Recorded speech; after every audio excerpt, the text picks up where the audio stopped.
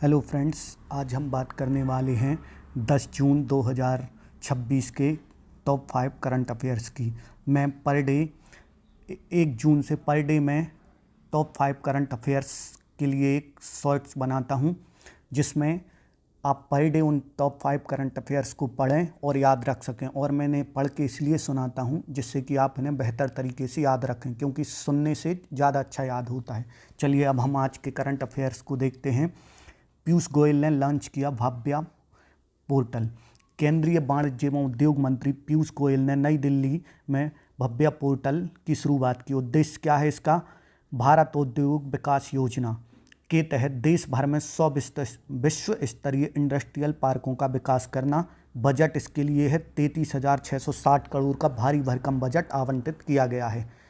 Second number पर आते हैं। रूस ने दिया भारत को सुकोई Su-57 का प्रस्ताव। रूसी राष्ट्रपति व्लादिमीर पुतिन ने भारत को अपने सबसे आधुनिक सुकोई Su-57 कौन सा ये 5th जनरेशन का स्टील फाइटर जेट है की पेशकश की है। इसके साथ ही रूस ने इस एडवांस एयरक्राफ्ट को भारत में ही मिलकर ज्वाइंट प्रोडक्शन बनाने का भी प्रस्ताव रखा है, जो रक्षा के क्षेत्र के लिए महत्वपूर्ण है। थर्ड पर आता है लखनऊ में नए क्षेत्रीय मौसम विज्ञान केंद्र का उद्घाटन।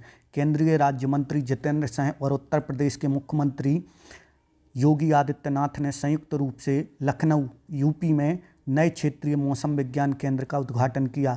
इससे राज्य और आसपास के इलाकों में मौसम के सटीक पूर्वानुमान और कृषि मौसम सेवाओं को मजबूती मिलेगी। फोर्थ है दक्षिण कोरिया को मिल सकती है दूसरी महिला प्रधानमंत्री। दक्षिण कोरिया में राजनीतिक हलचल के बीच होन सियोंग सूक को देश के नए प्रधानमंत्री के रूप में नामांकित किया गया है। वर्तमान पीएम किम मिन सियोक के इस्तीफे के बाद यह कदम उठाया गया है। संसद की मंजूरी मिलते ही वह इतिहास में इस पद पर बैठने वाली दूसरी महिला होंगी। फिर आता है F1 किमी एंटोनेली ने रचा इतिहास, जीते मोनाको ग्रैंड प्रिक्स। फार्मूला 1 मतलब F1 रेसिंग में एंड्रिया किमी एंटोली इतिहास के सबसे युवा मोनाको ग्रैंड प्रिक्स विजेता बन गए हैं। 2026 के F1 सीजन में एंटोली की यह लगातार 5वीं जीत है। इसके पहले चीन, जापान, मियामी, कनाडा के बाद उन्होंने यहाँ पर 5वीं रेस जीती है। अब खास फैक्ट है, इम्पोर्टेंट अपडेट है। वैश्विक think tank Stockholm International Peace Research Institute ने आज अपनी सालाना ईयरबुक 2026 जारी की, जिसमें दुनिया भर के हथियारों, सैन्य खर्चे और अंतर्राष्ट्रीय सुरक्षा की स्थिति का ब्यौरा दिया है। फ्रेंड्स, मैं आपको ये बार बार पढ़ के इसलिए सुनाता हूँ